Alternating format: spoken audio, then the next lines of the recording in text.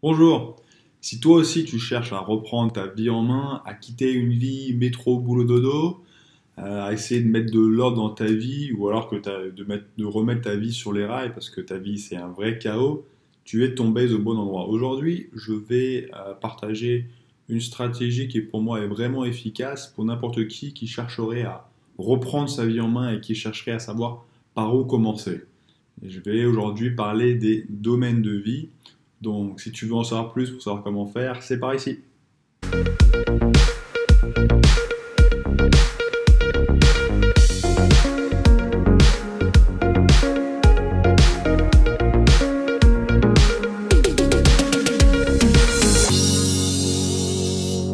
Aujourd'hui, du coup, je vais vous parler des domaines de vie, mais avant tout, je vais vous expliquer pourquoi les domaines des vies.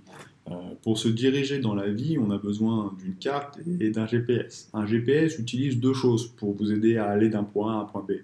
Le point A et le point B. Le point B, c'est la destination. Là, on veut arriver. Beaucoup de gens se concentrent sur ce qu'ils veulent accomplir, sur ce qu'ils veulent réaliser, sur ce qu'ils veulent devenir. Mais peu de gens se concentrent sur la situation ou l'endroit où ils se trouvent présentement, intellectuellement, émotionnellement, relationnellement.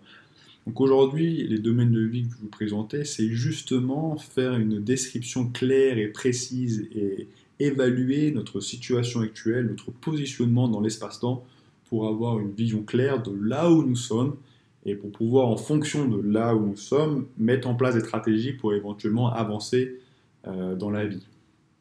Donc globalement, les domaines de vie, il s'agit déjà de compartimenter sa vie en plusieurs domaines. Si vous tapez domaine de vie sur Internet, vous allez trouver beaucoup de représentations en cercle, avec des sections comme un camembert.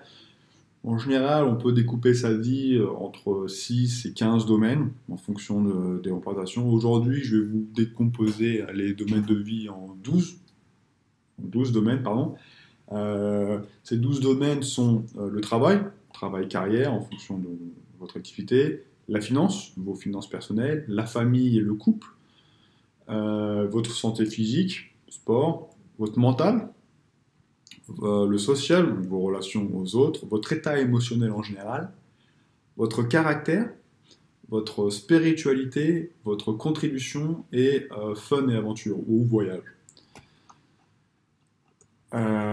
Ici, l'activité va consister en plusieurs étapes. Donc, première étape que je viens de présenter, c'est clarifier ces domaines de vue. Donc, n'hésitez pas à prendre une feuille, un papier, un stylo, mettre sur pause, ou si vous voulez aller plus en détail, allez voir l'article qui traite de ce sujet dont j'ai mis le lien dans la description. Vous aurez le détail à peu près, vous aurez la structure pour pouvoir travailler. Mais donc, première étape, identifier ces domaines de vie. Une fois que vous avez ces domaines de vie, donc n'hésitez pas à en retirer un, en mettre un, changer, à faire votre liste en fonction de ce qui vous semble le plus juste par rapport à votre existence. Ensuite, donc l'étape numéro 2, pour chaque domaine, donc on va considérer un tableau, vous avez vos domaines sont là à gauche.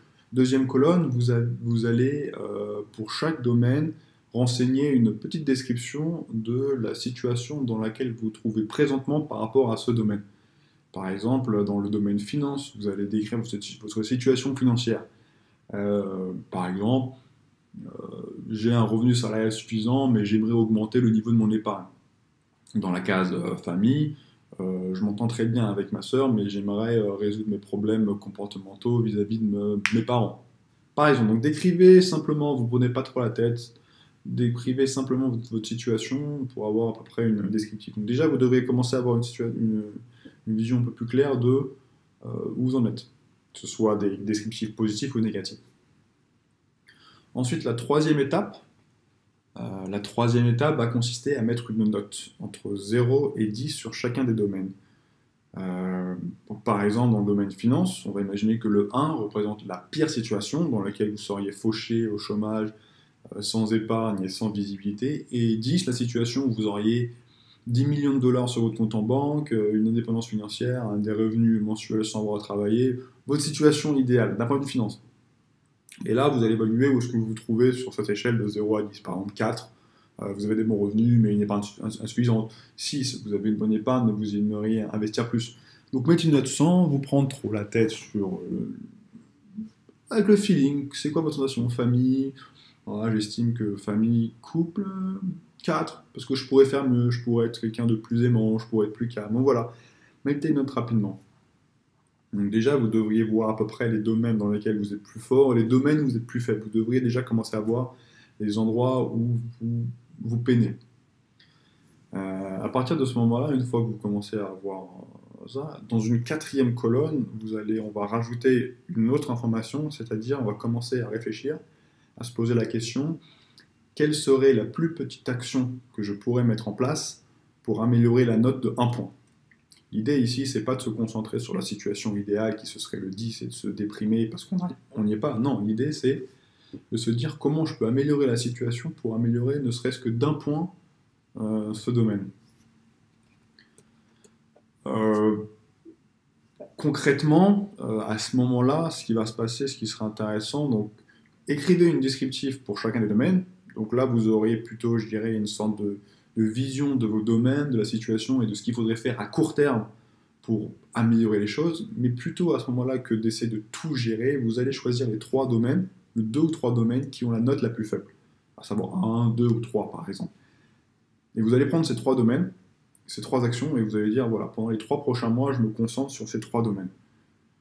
Et pendant ces 3 prochains mois, ces 3 domaines, disons, imaginons un domaine par mois, je vais mettre en place l'action, la plus petite action qui me permettrait d'améliorer la situation.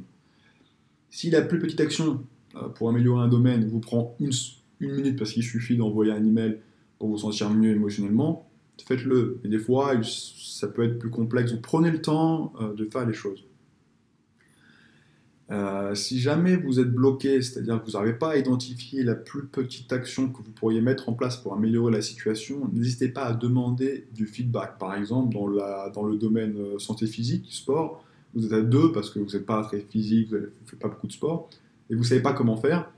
Trouvez quelqu'un autour de vous qui fait du sport et posez-lui la question, que ferais-tu si tu étais à ma place? Donc, quelle est la plus petite action que tu ferais si tu étais à ma place pour améliorer les choses? Et vous allez noter les conseils, et en fonction de ce que les conseils qui vous sont donnés de la qualité, vous aurez une idée plus précise de quoi mettre en place. Ensuite, si vous voulez commencer à donner de l'épaisseur, donc ça, vous allez commencer à faire l'exercice.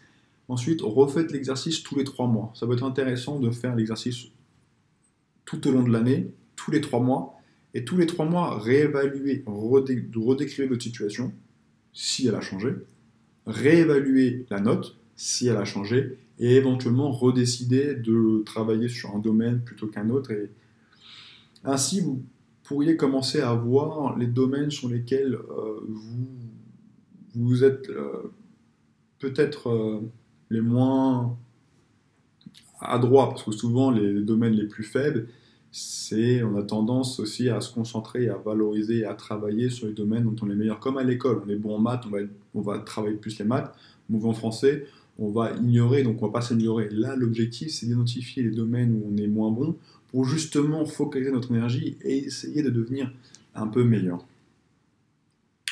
Donc voilà, j'espère que vous aurez appris quelque chose aujourd'hui. J'espère que vous allez faire votre exercice et que vous allez en récupérer et que vous allez en tirer quelque chose dans votre existence. N'hésitez pas à partager dans les commentaires le domaine dans lequel la note est plus faible et quelle est la plus petite action que vous devriez mettre en place pour améliorer les choses. Et n'hésitez pas à partager aussi votre retour d'expérience, savoir est-ce que cet exercice a été utile pour vous ou pas. Et voilà, laissez-nous savoir ce que vous en pensez et si ça vous a été utile. Merci pour avoir regardé cette vidéo et à bientôt. Ciao!